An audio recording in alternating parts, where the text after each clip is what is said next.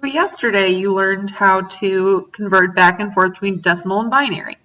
So right here is a table to help you out that kind of is just like 1 through 8 in binary. And some of this makes sense because it's 1, it's in the 2 spot, there's 0 in the 1s. So hopefully you kind of get this. What we're going to work on now is we're going to add in binary.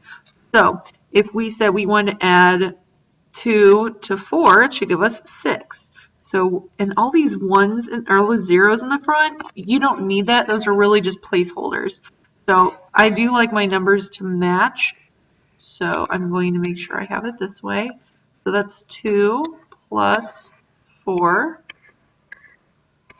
Okay, 0 plus 0 is 0. 1 plus 0 is 1. 0 plus 1 is 1. 0 plus 0 is 0. So that should give us 6, and it does. So what if we do something else? So it's just like when we did addition in like 4th grade, if you can remember way back. So if we add 3 to 5, it should give us 8. So let's do 0, 0, 1, 1 plus 0, 1, 0, 1. All right, so 1 plus 1 is 2, but this is binary. There is no 2. So we put 0 here and 1, just like if you were adding and you got 10. So if you had like 12 plus 8, 2 plus 8 is 10. So you put the 1 there and the 0 there. So now we have 1 plus 1 again, which is 0, carry the 1. 1 plus 1 is 0 again, carry the 1. And 1 plus 0 is 1, which is 8. So it does take a little getting used to, but it's definitely doable. The next thing we're going to talk about is hexadecimal, which usually people call hex, but it is hexadecimal, so it is base 16. So again, like with base 2, you only have 0 and 1, you don't actually reach 2. With base 16, the highest number we get to is 15. If you'll notice here on the left side, 1 through 9 is the exact same, but over here, once you hit 10, it becomes A. So if you were counting in hexadecimal, you go 1, 2, 3, 4, 5, 6, 7, 8, 9, A, B, C, D, E, F. Instead of 1, 2, 3, 4, 5, 6, 7, 8, 9, 10, 11, 12, 13, 14, 15. Which works too. And it's set up just like we would in binary or in decimal. So if you had the number like A3C, all right, this is in the 16 to the 0 spot. This is in the 16 to the first power. This is in 16 squared. So whenever you multiply this, you have 10 times 16 squared plus 3 times 16 to the first power, which is just 16, plus C times 1, which is 12. So 10 times 16 squared is 256 times 10, which is 2,560, plus 48 plus 12. So our answer would be 2620 in decimal. Now what if you were asked to convert this to binary? You can use that table we just went over for binary for this one. So A is 10. So what is 10 in decimal? So if we have 4 spaces, right?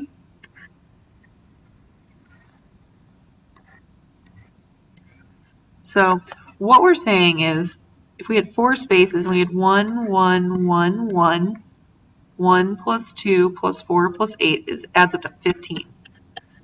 All right, notice 15 is the highest decimal number we can reach with hexadecimal.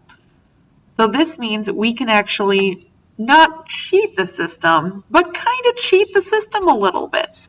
So if we know what 12 is in binary, so this is 15, right?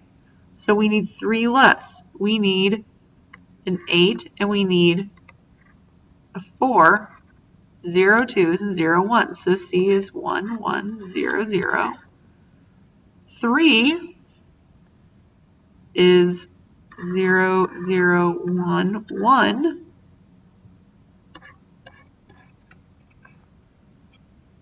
All right, I'm going to put these parentheses just so we can know where they go. You don't have to when you're writing it out. And the reason I know I just said that you don't need those 2 zeros in the front when you're writing 3, but if you are converting from hexadecimal to binary, you do. You need those zeros to take place because it's hexadecimal. And then A is 10, so we need an 8 and a 2. So we need 0, sorry. We need it just said we need the 8 and the 10, so we need, or the 8 and the 2, so we need 8, 0 fours, a 2, 0. So if we were converting AC3 from hexadecimal to binary, it would be 1, 0, 1, 0, 0, 0, 1, 1, 1, 1, 0, 0. So what if you came in to me and you said, Miss Spaunhorst, I am just dying to know how to convert from decimal to hexadecimal. You are in luck. We are going to do that right now. So what if I had the number like 2,842 in decimal and I want to turn it into hexadecimal? All right. If you can remember how we did this in binary, we are going to do this the same way, except we are going to use a little friend. So I know he probably came out a little bit during your binary homework, but we're going to need him again. So we're going to set this up again. So we have 2,842, and we're dividing it by 16. Which, I mean, I can divide by 2 off the top of my head. Dividing by 16, even I have my limits. So 177. And what is that remainder?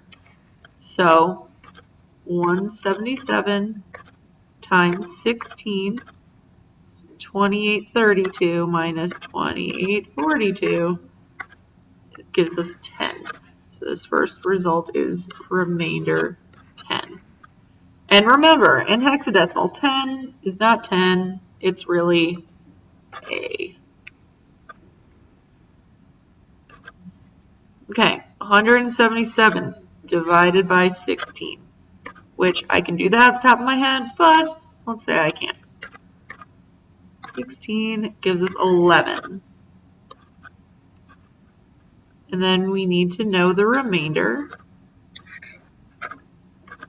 So we say 11 times 16 minus 177.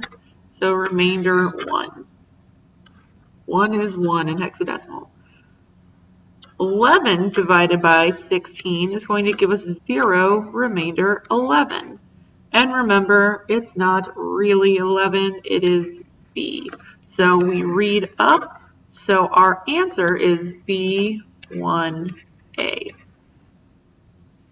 This is not exactly tougher than doing it in binary, it's just different. So binary, you only have to know 1 or 0, whereas this, you have to remember that 10 is A, 11 is B, and so on. This is the only example I'm going to do of this, because any other examples will be exactly the same. So if you do need more examples, just shoot me an email and I'll be happy to make more example videos for you. Or come talk to me if you're confused and I can help.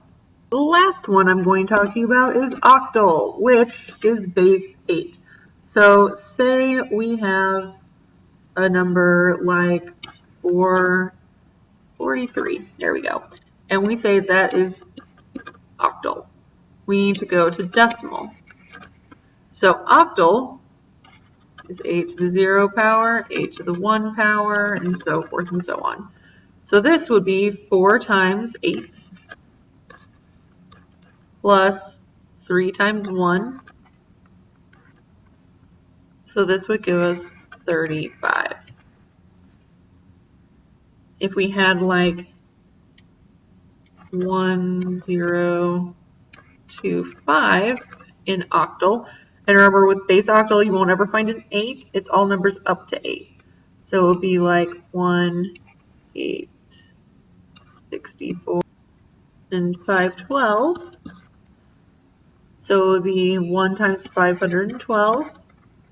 0/64 plus 2 times 8 plus 5 times 1. So that's all you would have to do with that. So then we'd have 512 plus 21. So our answer would be 533. And now if you're converting to octal, so say we have 2,111 decimal and we want to go to octal.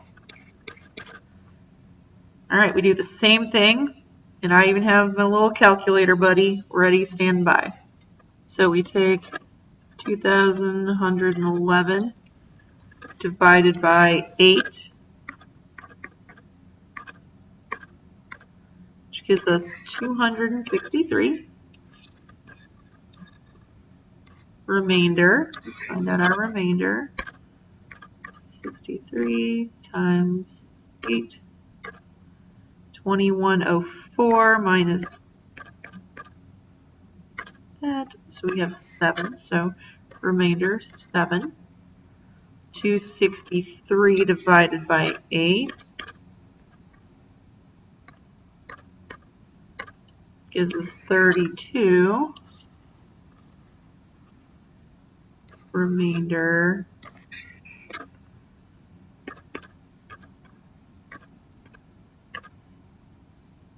there we go, minus 263. This is remainder 7. We're kind of getting a pattern here. Divided by 8. That one you should probably know at the top of your head. That's 4. Remainder 0. And if we divide that by 8, it is 0, remainder 4. So if we read up, 2,111 in octal is 4,077 octal. All right, so that's the last of the conversions I'm going to show you, but I am going to show you one little blurb that you need to look out for in your book about writing code for the project that you have for this. Yay! All right, so if you look in your book on page 70, starting at the very bottom of page 70 into page 71, here are some codes for Java for using hex numbers. So you have to say like OX in front of your number to tell them that's a hex number. And then it will print out in decimal form, just so you know. If you set it up as a hex number, it tells it's hex format and it prints out in decimal. So binary, you put 0B, hex 0X. If you put in octal, you don't need the letter, you just put a 0 in the front, and that tells it that it's a hex that or an octal that you're looking for. Now, if you want to convert, you can.